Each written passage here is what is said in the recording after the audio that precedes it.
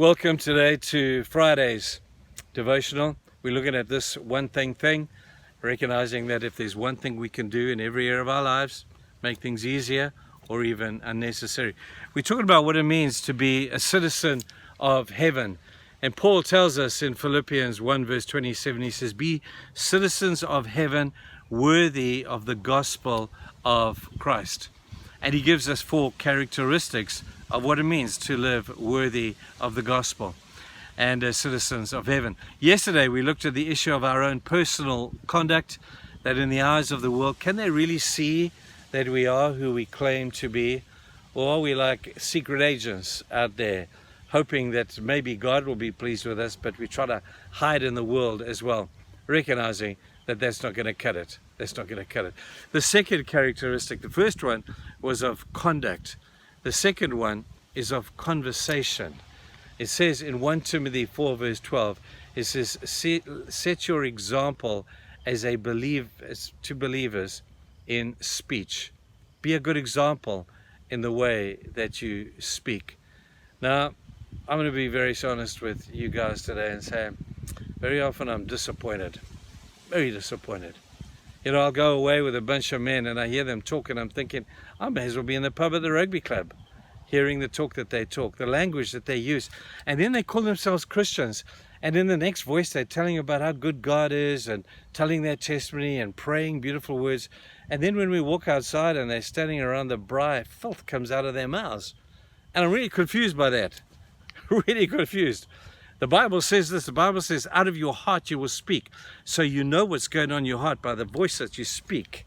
And we can tell a lot about what your heart is like by listening to the way that you speak. So guys, ladies, clean up your act. Get your conduct and your conversation to a point where we need to make sure that people will look at us and say, these guys speak differently. I love the thought that we're talking about citizenship. Now, you can tell a lot about a person by their accent, where they come from. We have a lot of foreigners who work in our church from the United States, from Ireland, from England, from Switzerland, from all over. And you can tell where a person comes from by their accent. I love that analogy in the context of us being Christians from another kingdom. We're citizens of another world, in a sense. And we should speak with a certain accent. Now, Paul tells us about the power of the tongue, does he not?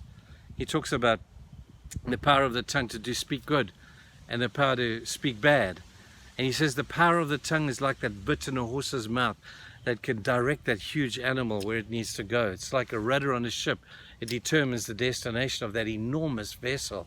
He says, and that little muscle in here is the most powerful muscle in your entire body. It determines so much about who you are and the person that you are.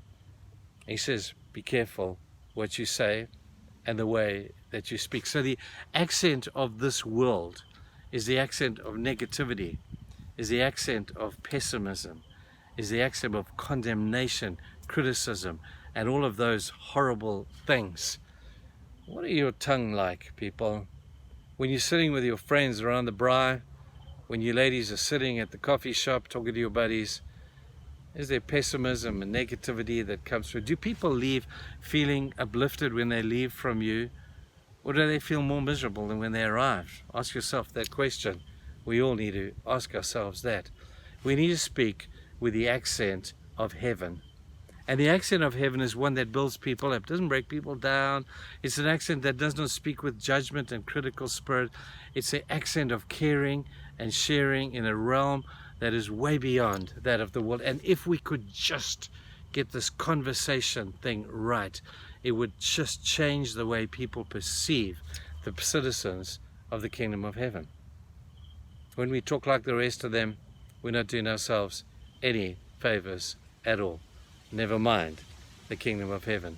I heard a thing, I don't know whether it's true or not, I read it in some book or magazine, to say that babies, when they are born and they cry with a particular accent. And they did a test on this, but I don't know. They said that babies who come from French descent or French origin cry from low to high, like that. And babies that cry with a German accent cry from high to low. And I don't know whether it's true, but it's a great analogy. If you're a preacher, you're always looking for that kind of stuff. And I guess that's because that baby for 9 months is in the womb of a mother who speaks in a particular way. And that baby is up against her heart. And in a sense, that baby communicates from the heart of the mother. For 9 months, that little baby is listening to the speech and the accent of the mother.